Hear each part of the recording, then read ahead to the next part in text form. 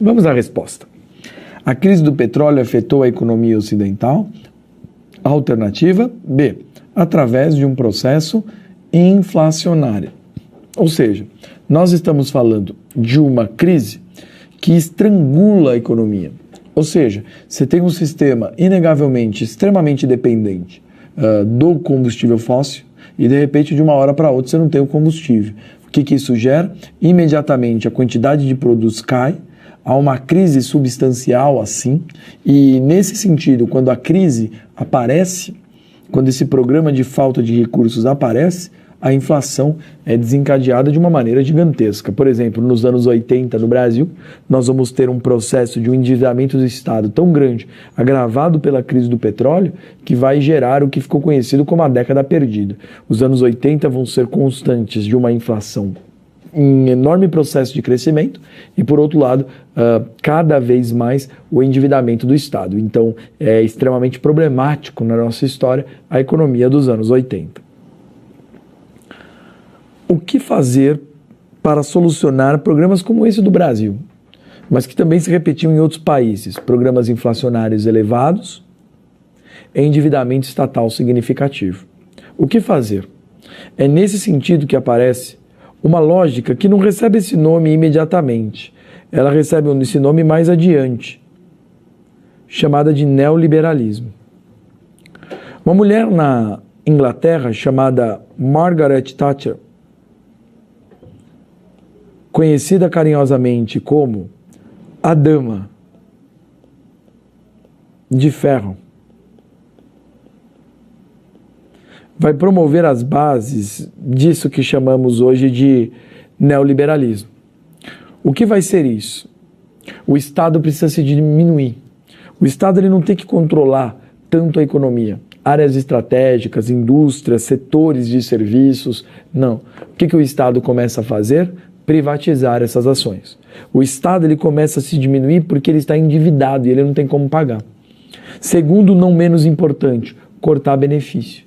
Então, o que acontece? O Estado ele começa a se diminuir e a cortar benefícios do outro lado, para que as pessoas usem a sua ação liberal, livre, individual de desenvolvimento, não mais tão dependente do Estado. O início do cheque daquilo que chamamos de welfare state, o estado de bem-estar social. É nesse sentido que o Consenso de Washington também discute isso. Discute essas relações estabelecidas sob o programa neoliberal. Então, aos poucos nós vamos passando de uma visão, de uma lógica, de um Estado que está aí pronto para te ajudar, para uma economia que não tem um contato necessariamente com o Estado. Agora, tome cuidado, caro aluno, erro comum. Não estamos falando da não intervenção do Estado na economia, como preconizava Adam Smith na primeira Revolução Industrial, em 1765, com a riqueza das nações. Nós estamos falando de uma diminuição do Estado. Os neoliberais eles propõem que o Estado precisa ser um agente de investigação e propor limites importantes. Então, o Estado vai privatizar uma rodovia, ele precisa fiscalizar. Está funcionando bem o serviço? Vai privatizar o setor de telefonia? Está funcionando bem o serviço? Mais do que isso, vai acabar um contrato longo, vai negociar outro contrato, procurando valores melhores para a população. O neoliberalismo ele propõe, então, um Estado atuante de uma maneira diferente. É um Estado regulador, não um Estado promotor.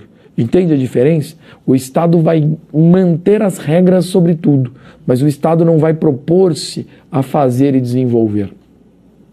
Essa é uma diferença substancial que aparece na economia dos anos 70, cresce nos anos 80, se propaga muito nos anos 90 e 2000.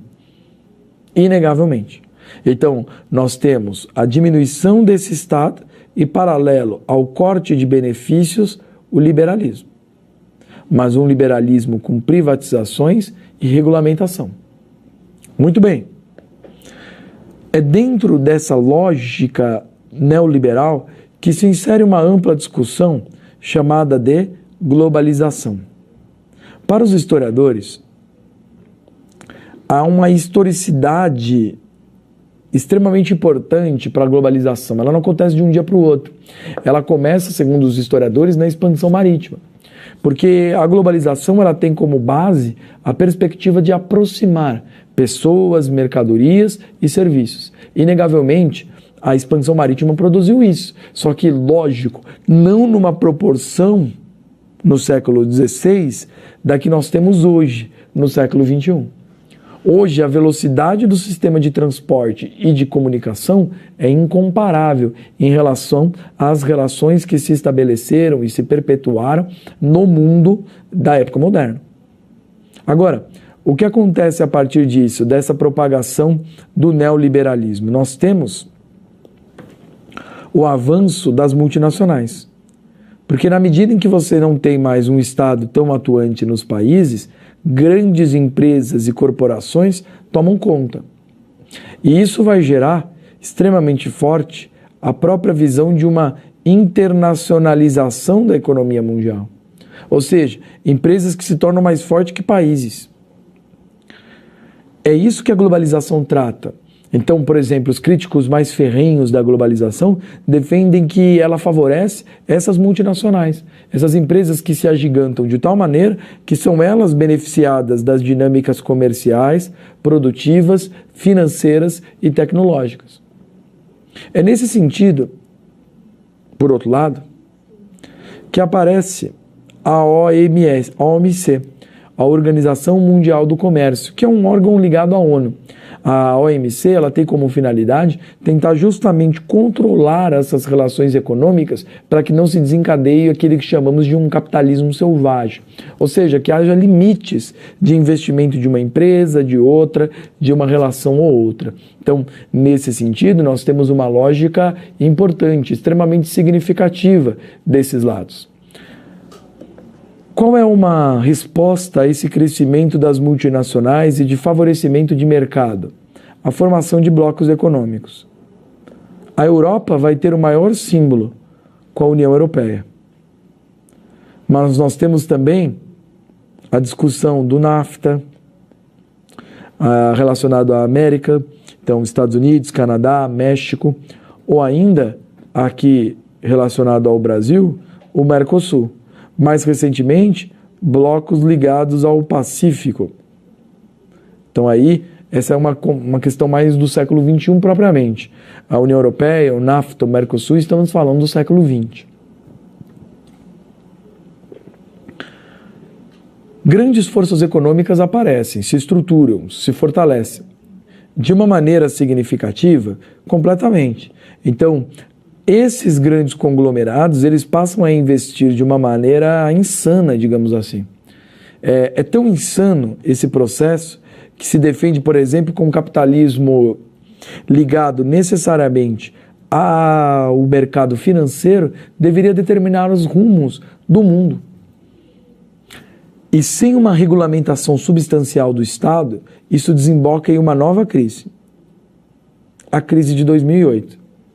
A crise de 2008, ela se estabelece nos Estados Unidos pelo setor imobiliário. Mas ela inegavelmente estava ligada ao próprio sistema bancário. Para simplificarmos a discussão, há muito mais do que discutir, a gente podia fazer um curso só sobre crise, como a crise de 2008, mas para a gente entender esse processo, os americanos começaram a acreditar tanto na liberdade de mercado e na atuação individual que eles começaram a liberar cada vez mais programas de investimento, de financiamento imobiliário. Então, pessoas que tinham um salário relativamente baixo ganhavam linha de crédito grande, que seria muito difícil pagar. E isso ia fazendo com que o setor imobiliário crescesse, é muita gente comprando.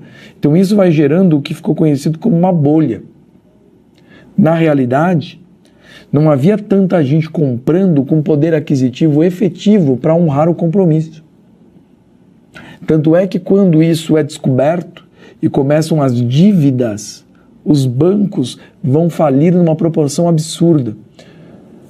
A galera que tinha investimentos extremamente substanciais, nas áreas de crédito imobiliário perderam tudo. Um dos bancos mais famosos americanos, o Bank of Brothers, vai perder. Vai perder de uma maneira tão grande que vai falir. Então, nesse sentido, a crise de 2008 é um alerta extremamente importante, que se o Estado não for capaz de ser um bom regulador, as crises vão continuar a se estabelecer. E de uma proporção enorme, incontrolável pelo próprio Estado. Então, se o Estado não controla o início das relações, lá na frente, a explosão é enorme. Essa é a lição da crise de 2008. Agora, quais são tensões importantes do século XXI? Há, inegavelmente, um embate no mundo contemporâneo entre uma política, e parece retomar uma questão interessante, liberal ou uma política intervencionista. Assistimos nos últimos anos, inegavelmente, diversos tipos de embate entre o liberalismo de um lado, ou seja, o Estado precisa se diminuir, e por outro lado o Estado precisa intervir. Então, o neoliberalismo, ele está nessa discussão. Um dos exemplos mais evidentes disso é o Brexit. Você tem uma população que defende a integração, uma população que defende a União Europeia dentro da Grã-Bretanha.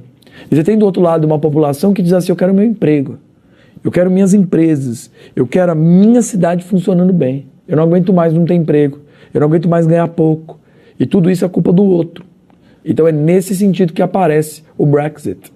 É nesse sentido que nós temos guerras comerciais, políticas protecionistas. É nesse sentido, portanto, que nós estamos discutindo até onde o Estado consegue proteger efetivamente e até onde, dentro dessa discussão do Estado capaz de proteger, nós temos uma interação efetiva, complementar, cooperativa entre as nações nos blocos econômicos. São assuntos para os próximos anos. A interatividade nos pergunta: podemos entender a globalização como A. um processo pouco relevante no mundo, B. um acordo internacional por unidade, C. um processo de integração no mundo, D. um crescimento do interesse por diversificação cultural, E. um processo decidido pelas potências europeias. A resposta correta é a alternativa C, um processo de integração no mundo. E, inegavelmente, é daí que nós falamos de globalização, essa integração extremamente forte. Muito obrigado pela sua atenção e até a próxima.